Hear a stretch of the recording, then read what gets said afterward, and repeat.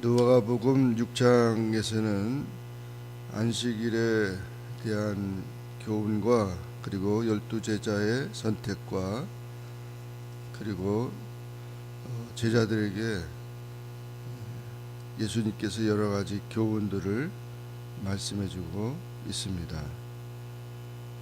1절부터 11절에 보면은 안식일에 예수님께서 제자들과 함께 밀밭 사이로 지나가셨는데 제자들이 이삭을 잘라 먹었습니다.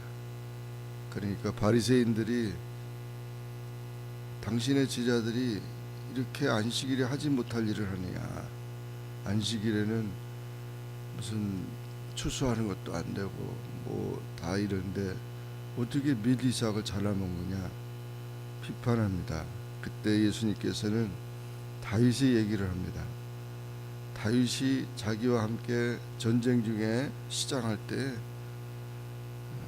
하나님 전에 들어가서 제사장 외에는 먹지 못하는 진설병을 그걸 가져다가 자기 부하들에게 나눠줬다는 거죠.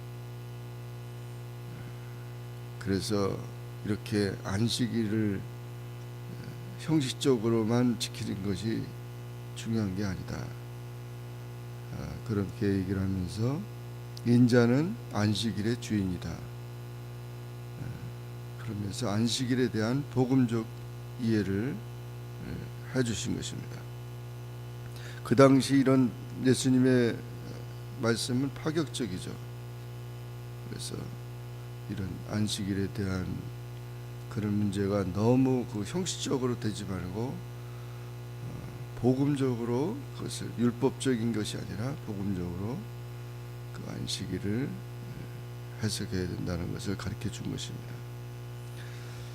또 이어서 그 안식일에 회당에 들어가지고 가르칠 때 오른손이 마른 사람이 있었습니다.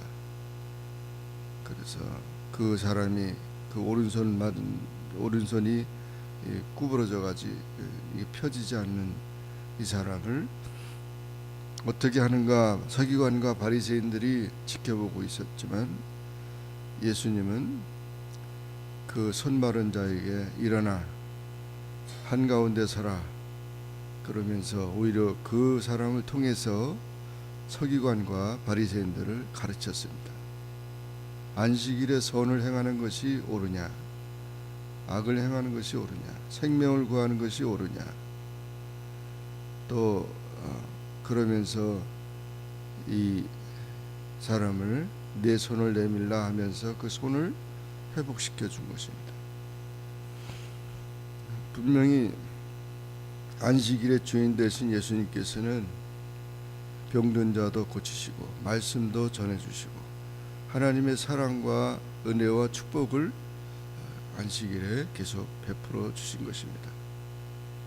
그러나 서기관과 바리새인들은 화가 가득 차서 도대체 이 사람이 안식일을 이렇게 범하니까 예수를 어떻게든지 죽여야 되겠다 이렇게 생각을 하고 예수님의 모든 사역에 대해서 비판을 하게 된 것입니다. 그런 비판과 그런 것이 있어도 예수님은 하나님의 뜻을 바로 전하셨고 12절 이하에서는 12제자를 선택해가지고 사역을 더 확장해 나가기 시작했습니다. 12제자를 선택할 때 12절에 보면 예수님께서 밤이 새도록 기도하신 다음에 철야 기도하신 다음에 12제자를 선택했다고 하고 이들을 사도라고 불렀던 것입니다.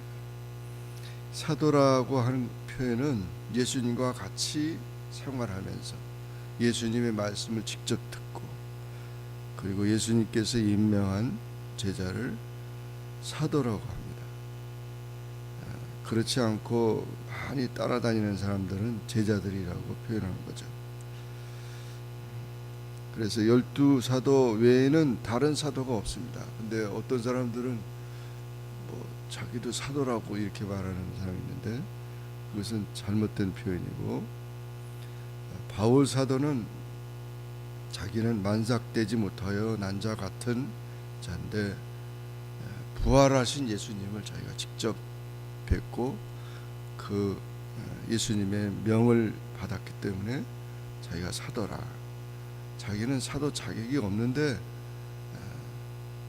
주님께서 자기를 이방인의 사도로 세웠다고 그렇게 말하는 것이 사도 바울의 그 표현이고, 가룟 유다는 사도에서 또 이렇게 탈락이 되버렸죠.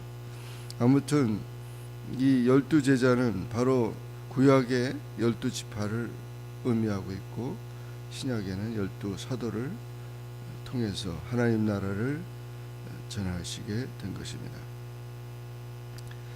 그리고 이제 17절 이하에서 마지막 절까지 말씀을 쭉 보면은 이 말씀은 마태복음 5장에 6장에 7장에 나타난 3장에 걸친 말씀을 누가복음은 이렇게 그냥 한 장에서도 짧은 표현으로 전부 다 기록했습니다. 그것을 우리는 산상수훈이라고 그렇게 말하는데, 이 누가의 그 복음의 저자 누가가 의사이고 이방인인데 아주 짤막짤막하면서도 예수님의 교훈을 말씀해주고 있습니다. 복이 있는 자들이 누구냐, 화를 받을 자가 누구냐, 그리고 제자들이 어떻게 이 세상을 살아가야 되는지, 우리 그리스도인들이 어떻게 살아야 되는지를 말씀해줬는데, 그 핵심은 역시 사랑으로 살아가야 된다는 거죠. 그래서 제자들의 삶은, 또 우리 믿는 자들의 삶은 세상 사람들과 같아서는 안 된다는 거죠. 수준이 높고 자비와 용서의 삶을 통해서 계속 하나님의 말씀을 통해서 성장된 그런 삶이 되어야 되고, 거기서 예수님이 표준이다. 예수님을 따라가는, 예수님을 표준.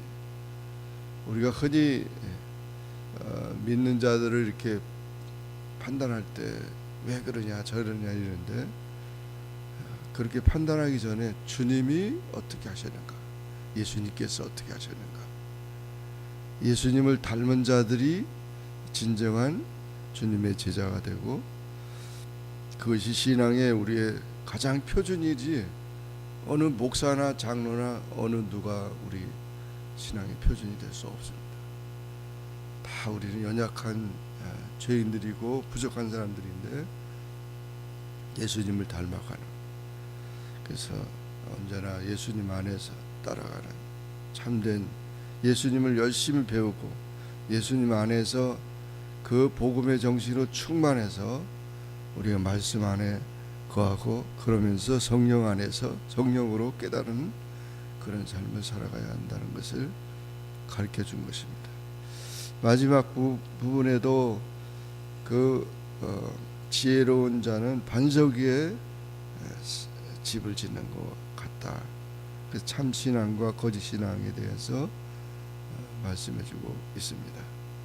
언제나 우리가 주님의 말씀 안에서 주님의 참된 제자로서 살아가는 우리 모두가 되기를 주의 이름으로 축원합니다. 기도하겠습니다. 사랑해 주님 감사합니다. 하나님께서 저희들을 사랑해 주셔서 오늘도 주님 앞에 나와 기도하게 하시고 주의 말씀을 상고하게 하시니 감사합니다.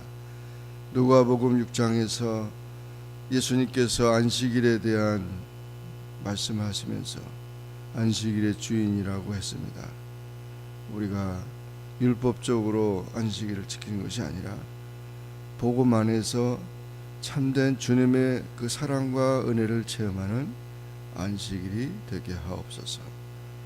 또 12제자를 선택해서 하나님 나라를 선포하시고, 또 제자의 그 삶을 통하여 주님을 따르게 하시는 모든 것을 보면서 언제나 주님 안에서 우리 신앙이 성숙되고 우리의 삶이 더욱더 하나님께 영광을 돌리는 삶이 될 수 있도록 우리를 이끌어 주시고 도와 주시옵소서. 오늘도 주님 은혜 안에서 승리하는 귀한 하루가 되게 하옵소서. 예수님의 이름으로 간절히 기도하옵나이다. 아멘. 하늘에 계신 우리 아버지여, 이름이 거룩히 여김을 받으시오며 나라에 임하옵시며 뜻이 하늘에서 이룬 것 같이 땅에서도 이루어지이다. 오늘날 우리에게 일용할 양식을 주옵시고 우리가 우리에게 죄진 자를 사하여 준 것 같이 우리 죄를 사하여 주옵시고 우리를 시험에 들게 하지 마옵시고 다만 악에서 구하옵소서.